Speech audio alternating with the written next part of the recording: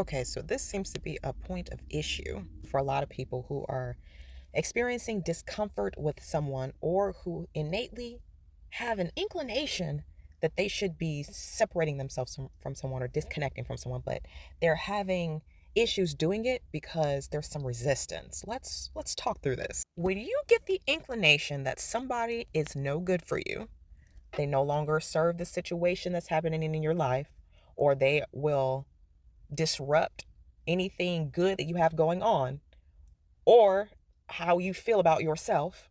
That's an important one because a lot of people think that they have to do something catastrophic in order for you to disconnect from them. No, if they make you feel bad in your body, if they make you feel bad about yourself, that is the number one reason why you should cut somebody off. So the first question that may come to your mind when you have a slight idea of, I think I should cut this person off, or I don't really like them in my space. The first thing that you might think is, am I allowed to cut this person off? Is it okay for me to not talk to this person, to not have them around, not have them in my life? Is this okay? Yes, it is perfectly okay for you to decide that you do not want to be connected to someone.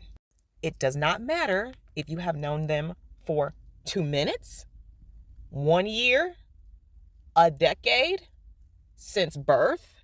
It doesn't matter how long you've known this person. If you come to a point in your life where it feels like they are not allowing you to grow, they are standing in the way, they are intentionally sabotaging you, or they are jealous, or they're just not good to be around, because people that do things that bring about bad luck or bad consequences can have an effect on you as well. So if you are noticing these things, it doesn't matter how long you have known this person. It is perfectly okay to cut them off. Even if you didn't have a reason to cut a person off, it does not matter.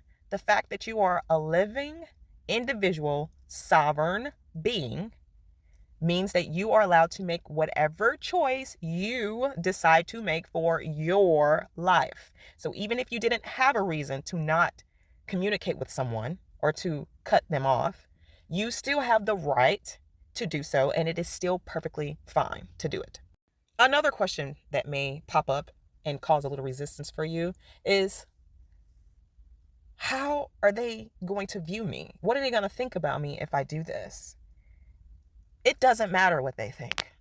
People's thoughts about you should not be your standard as to whether or not you hang around them or not hang around them. If you allow the opinion of somebody else to have a chokehold on you, you will always be a puppet, and you will always be doing what other people want you to do.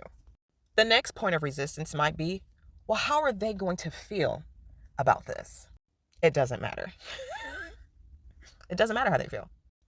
I'm just going to use an extreme situation to give you a reference point as to why it doesn't matter how they feel. If you do a Google search or a YouTube search of videos of serial killers, murderers, people who have done heinous acts, and you look at how they react to getting a life sentence or a death sentence, if you look at the way that they feel after they get that sentence, you'll understand that the way that a person feels after you cut them off doesn't matter.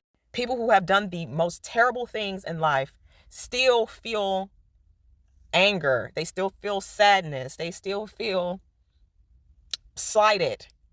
Even though they have done the worst acts ever, they still have these emotions. So it doesn't matter how they feel. Everyone's going to feel however they want to feel. And everybody's got a right to feel how they want to feel. So you basing your decision off of how they may feel, no. Let's not do that. Next point of resistance may be, well, what if they try to retaliate? Then you know for a fact you should have cut them off in the first place.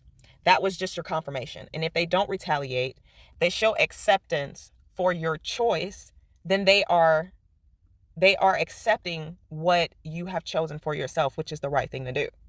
But if they get mad, or if they try to talk bad about you or retaliate against you, then that was confirmation. That was confirmation that you did the right thing in the first place. Lastly, you may be concerned about any voids. Like if this person has been around for a while, you may be concerned about the void that may be left in your life after cutting this person off. Listen, People have a time frame here, okay? They are here for a short amount of time. So if you have this person in your life, one day they're going to leave anyway. And if this person is not good for you, why not just let them leave now? Grieve now. Let that loss hit you now, okay? And this will mitigate any negative consequences that could come along with actually still being in contact with them, as well as give you a little bit longer to get over the fact that they're no longer around. You also should know that any voids in your life that are created only make space for people that should actually be in your life.